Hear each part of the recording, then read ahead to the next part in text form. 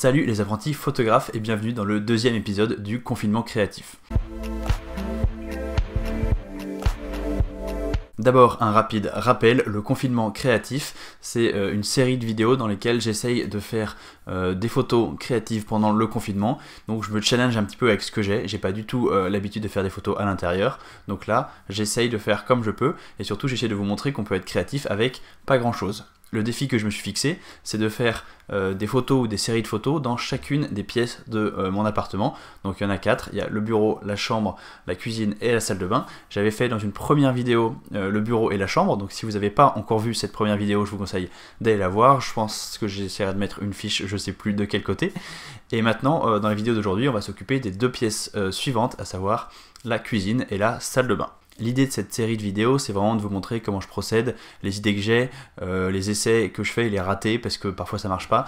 J'essaye vraiment de vous en montrer le plus possible et d'être honnête, parce que je veux aussi vous montrer que ça marche pas toujours comme on veut, que parfois on n'a pas la photo qu'on voulait, qu'on change complètement d'idée.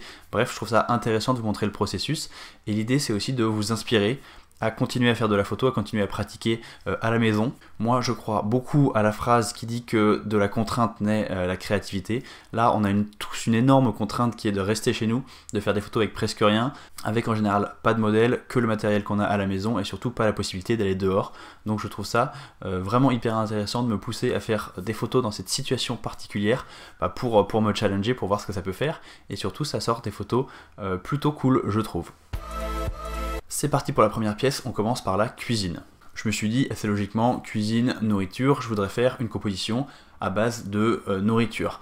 Je voulais pas vraiment faire de la photo culinaire en soi, j'avais pas envie de cuisiner un plat pour le prendre en photo, je voulais vraiment faire une composition à base d'ingrédients. Donc c'est aussi, si on veut, de la photo culinaire, mais c'est pas exactement pareil, vu que je vais pas prendre en photo un produit fini, un plat, mais plus des ingrédients qui rentrent dans un plat. J'ai choisi la ratatouille, tout simplement parce qu'on venait de recevoir un plein de courses et qu'on avait des tonnes de tomates, donc je me suis dit que c'était l'occasion.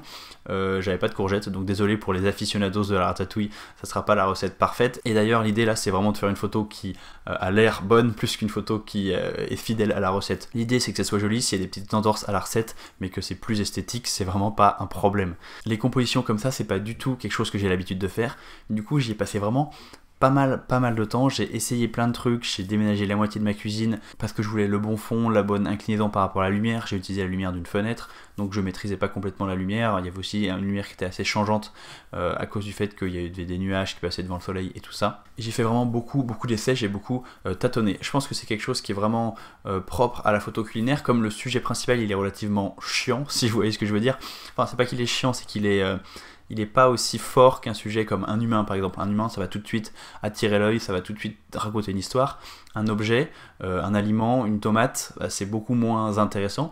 Et du coup, pour compenser ça, quand on fait de la photo culinaire, il faut vraiment aller loin dans la composition, la gestion de la lumière et tout ça. Donc il faut penser sa photo extrêmement bien. On a toujours l'impression que ce genre de photo, ça va nous prendre 5 minutes et ça finit par nous prendre 3 heures. Ce type des photos, donc des photos où on va vraiment faire très attention à la lumière, très attention à la composition, des photos un petit peu millimétrées, c'est très loin de mon style. Moi, je suis plutôt dans la photo organique, la photo instinctive, un peu la photo de reportage comme je fais en mariage, en photo de voyage ou en photo de rue. Et là, c'est complètement l'inverse. Il faut être hyper précis, il faut être millimétrique, mais du coup, ça m'a d'autant plus intéressé. J'ai trouvé que c'était un super challenge. J'ai fait plein d'essais, des trucs ratés, des trucs réussis, mais surtout, j'ai passé 2 heures à m'amuser et ça, c'est quand même le principal. Je vous laisse avec les images.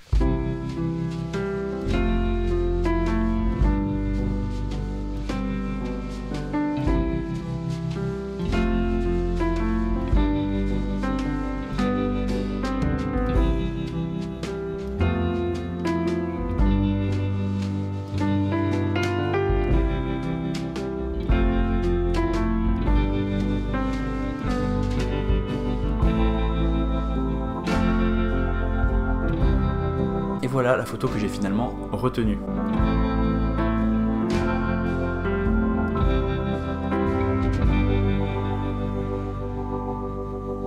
Je suis assez content, même si ça reste de la photo de légumes, donc je trouve que ça manque d'un sujet fort, mais je trouve que les formes, les couleurs, la composition est assez sympa, que globalement la lumière est assez cool, donc que ça donne une photo qui est quand même relativement intéressante et qui en tout cas correspond au terme de ce que je voulais faire vraiment à ce moment-là. Comme j'étais dans la cuisine, j'en ai profité pour faire quelques photos d'œufs. Si vous me suivez depuis quelques temps, vous avez sans doute vu dans un live, j'avais parlé de mon défi œufs. J'avais un copain qui m'a fait le défi de faire des photos d'œufs. Du coup, j'ai récupéré ce setup pour faire quelques photos d'œufs. Je vous mets un ou deux exemples ici. C'est pas une réussite. Faudra que je réessaye parce que c'était pas très créatif. J'ai juste repris un setup pour changer les ingrédients et en fait, je pense que c'est pas très intéressant de faire ça. Il aurait vraiment fallu que je recrée un nouveau setup pour faire des photos d'œufs. Donc bon, cette photo on oublie, c'est pas très intéressant. Je voulais juste vous montrer, vu que j'avais déjà parlé du défi, et je sais que ça intéressait certains de voir comment ce défi avançait. Au passage, c'est vraiment pas du tout le sujet, mais c'est pas grave vu qu'on est là pour apprendre. J'ai utilisé un réflecteur pour cette photo pour diffuser la lumière sur la scène de mon image, sur mes légumes puis sur mes œufs, et je voulais vous montrer deux photos, une photo avec réflecteur, une photo sans réflecteur. Comme vous voyez, ça change absolument tout, c'est absolument incroyable. La lumière diffusée est beaucoup plus douce, c'est beaucoup plus joli, en tout cas dans ce cas précis. Il y a bien entendu certaines situations dans lesquelles on peut avoir envie d'une lumière dure, d'une lumière non diffusée, mais ici la lumière diffusée rend vraiment beaucoup mieux. Je trouve que le rendu sur les légumes et le rendu sur les œufs est beaucoup plus intéressant. Je vous mets deux photos, une avec réflecteur, une sans réflecteur. La différence c'est vraiment le jour et la nuit. C'est fini pour la petite aparté lumière. La dernière pièce de la maison pour ce défi, c'était la pièce pour laquelle j'avais aussi le moins d'inspiration, le moins d'idées, c'est la salle de bain. Pourquoi j'avais le moins d'idées? Parce que ma salle de bain, elle est hyper mal foutue, elle est en couloir, elle est hyper longue, il n'y a pas du tout de place pour faire de la photo. Je savais pas trop quoi faire, il n'y a pas de fenêtre non plus, donc il y aura toujours une lumière artificielle. Moi, c'est pas ma lumière préférée, je préfère vraiment travailler avec la lumière d'une fenêtre, je trouve ça en général plus intéressant. J'aurais pu en profiter pour faire des portraits de ma femme qui est confinée avec moi, mais pour ce défi, je voulais vraiment faire des photos tout seul. Je voulais pas utiliser un modèle, tout simplement parce que l'idée c'est de vous inspirer, c'est de vous montrer qu'on peut réussir à faire des trucs même en étant confiné chez soi. Et comme je sais que vous n'avez pas tous la chance d'être confiné avec du monde, certains d'entre vous sont confinés seuls, bah, je voulais vous montrer que même seul on peut quand même faire des trucs cool. Donc je voulais vraiment pas utiliser un modèle extérieur. Et donc la seule solution si je veux faire une photo de quelqu'un, c'est de l'autoportrait. J'ai voulu jouer avec mes petits panneaux LED pour faire des photos de lumière avec de la lumière colorée, faire des photos en silhouette par exemple avec la lumière qui vient de derrière, tout ça, mais j'ai pas réussi à faire une photo qui me plaisait beaucoup, j'ai fait pas mal d'essais, c'était vraiment très difficile à faire en autoportrait parce qu'en plus j'arrive plus à connecter mon appli à mon appareil photo, du coup je pouvais pas déclencher à distance, donc je devais à chaque fois revenir à l'appareil photo, cliquer déclencher, attendre 10 secondes, me poser, tout ça, enfin bref c'était pas terrible, j'ai pas réussi à avoir de résultats qui me plaisaient, mais finalement à force d'essayer d'expérimenter les trucs, j'ai fini par un peu par hasard avoir une super idée que je trouve vraiment sympa. Je vous laisse avec quelques images.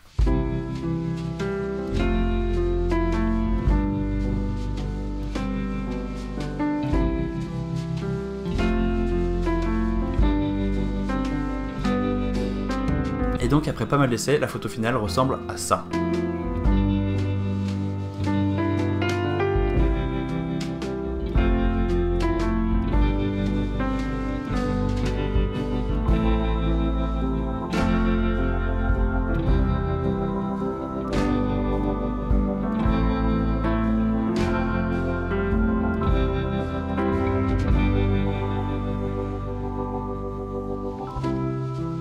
Je suis content de ce défi dans la salle de bain parce que vraiment c'est un super exemple de recherche créative. J'avais pas d'idée, j'ai essayé des trucs, les trucs que j'avais en tête ont pas marché, j'ai pas réussi à les mettre en place pour des raisons quelles qu'elles soient, mais j'ai continué à chercher et j'ai fini par trouver quelque chose d'autre. Comment je suis tombé sur cette idée avec la main? C'est tout simplement que quand je voulais faire la mise au point pour faire cet autoportrait, un autoportrait dans le miroir, je mettais ma main pour faire la mise au point sur ma main et ensuite je mettais ma tête à l'endroit où était ma main pour que la mise au point soit déjà faite au moment où je déclenche. Et du coup en mettant ma main en faisant des photos d'essai, je me suis aperçu mais en fait c'est super sympa cette photo, il y a un truc à creuser. Et ensuite j'ai fait plein d'essais pour essayer plein de positions différentes de la main, avec la montre, sans la montre, tout ça. J'ai essayé plein de trucs mais j'ai fini par avoir une photo qui me plaît beaucoup, qui a vraiment une ambiance un petit peu onirique, il y a quelque chose du rêve là-dedans, il y a quelque chose de surnaturel, il y a quelque chose d'assez fou et je trouve ça très intéressant. Et en tout cas je suis très content moi de cette photo qui est un petit peu entre l'autoportrait et la photo conceptuelle, bref j'ai beaucoup aimé et c'est une de mes photos préférées du défi parce que c'est la plus inattendue en fait, c'est la plus cool, la plus différente et j'aime beaucoup, même si en soi elle est très simple, elle est très simple à refaire, vous pouvez très bien faire des photos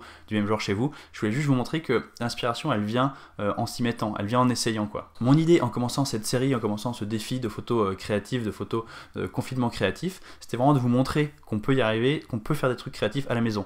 Je vois plein de gens qui disent oh non mais on peut pas faire de photos pendant des mois, c'est hyper chiant et tout. Non, on peut faire plein de photos photos à la maison. Il suffit d'avoir des idées, de se forcer un peu, de se pousser au cul, de se mettre des défis pour réussir à être créatif à la maison. Et c'est ce que je voulais montrer avec ce défi. J'espère que je vous ai montré, parce que j'ai fait des photos dans les 4 pièces de ma maison, le bureau, la chambre, la cuisine et la salle de bain. Et chaque photo est vraiment très différente des autres. C'est toutes des photos dont je suis assez content, même si c'est des photos qui sont assez loin de mon style premier, mais c'est pas grave parce que justement je sors de ma zone de confort et du coup je fais des photos différentes, j'apprends plein de trucs et ça c'est super chouette. Donc à vous de vous y mettre, j'espère vraiment que vous allez utiliser ce confinement à profit pour être créatif si jamais vous avez un petit peu de temps libre. C'est donc la fin de ce défi, une photo par pièce de la maison. Le prochain confinement créatif qui sortira sans doute dans 2 semaines, c'est un concept un peu dingue, on fait des shoots à distance avec un copain photographe. Vous allez voir, c'est super marrant, super intéressant et super différent. Donc surtout abonnez-vous à la chaîne en cliquant juste en dessous sur le bouton rouge pour pas rater donc cette prochaine vidéo.